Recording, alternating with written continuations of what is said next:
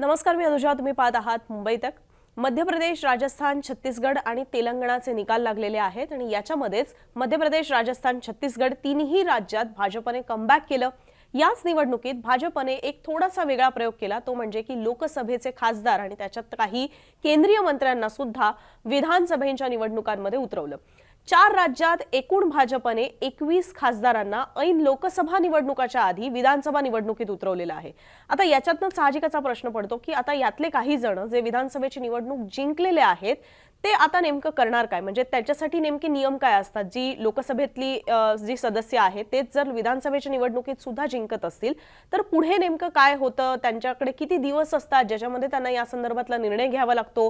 त्यांनी निर्णयच घेतला नाही, अदांतरी राहिलं म्हणून चालतं का, काय नेमके याचे नियम सांगतात हे आपल्याला समजून घ्यायला हवं. पण तत्पूर्वी ज्या आपण 21 जणांचा उल्लेख केला त्याचा आपण जर विभागणी पाहिली तर त्याच्यामध्ये राजस्थानमध्ये 7, मध्य प्रदेशमध्ये 7, छत्तीसगडमध्ये 4 आणि तेलंगणामध्ये 3 अशा एकूण 21 खासदारांना विधानसभा निवडणुकीत उतरवलेलं होतं.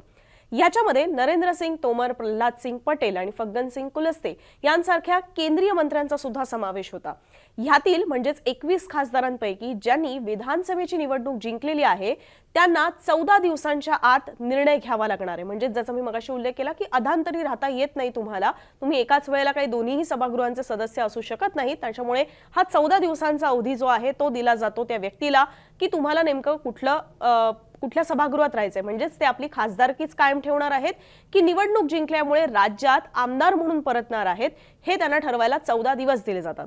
लोकसभेचे माजी सचिव पीडीटी आचार्य यांनी न्यूज एजन्सीला दिलेल्या माहितीनुसार पुढच्या 14 दिवसात या नेत्यांनी निर्णय घेतला नाही तर त्यांना आपलं संसदेचं सदस्यत्व सोडावं लागेल. म्हणजेच या 21 जणांपैकी जे निवडणूक जिंकलेत त्यांना आपली खासदारकी गमवावी लागेल.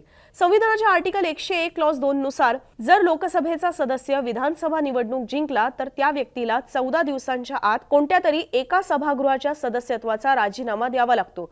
हीच परिस्थिती जर एखादी व्यक्ती विधानसभा आमदार आहे आणि लोकसभेची निवडणूक जिंकली तर त्याही व्यक्तीला 14 दिवसांच्या आत ठरवावं लागतं की त्याला आमदार राहायचंय की खासदार.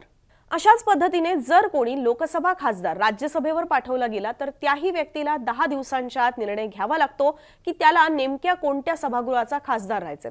संविधानातील आर्टिकल 101 मधील क्लॉज 1 आणि सोबतच रिप्रेझेंटेशन ऑफ पीपल ऍक्ट 1950च्या अनुच्छेद 68(1) मध्ये याची तरतूद आहे.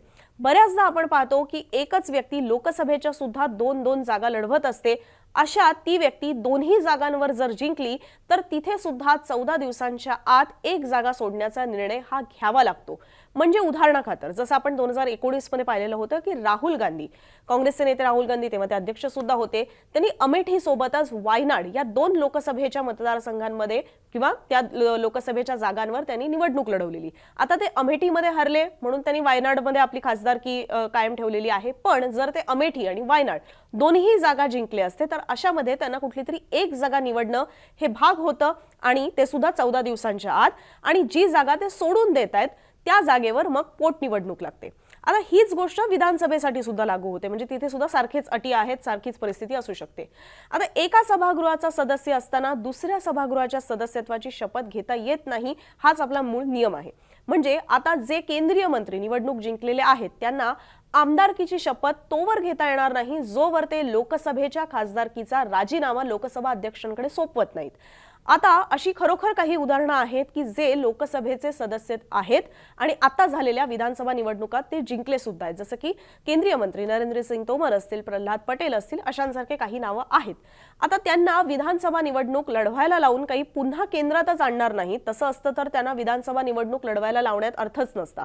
पण असा प्रश्न पडू शकतो अनेकांना. त्याच्यामुळेच आता त्यांना विधानसभा निवडणूक लढवायला लावून काही पुन्हा केंद्रातच आणणार नाही. तसं असतं तर त्यांना विधानसभा निवडणूक लढवायला लावण्यात अर्थ कदाचित नसताच. शिवाय त्यांना निवडणूक जिंकल्यामुळे आता ते राज्यात परतणार आहेत म्हटल्यावर लोकसभेच्या काही जागा या रिक्त होणार. सहसा एखादी लोकसभा विधानसभेची जागा रिक्त झाल्यास 6 महिन्यांच्या आत तिथे पोटनिवडणूक ही घ्यावी लागते. मात्र आता तशी परिस्थिती नाहीये. याचं कारण म्हणजे लोकसभेचीच सार्वत्रिक निवडणूक ही 6 महिन्यांवर आलेली असल्यामुळे पोटनिवडणुकीला या पक्षांना सामोरं जायची वेळच येणार नाहीये।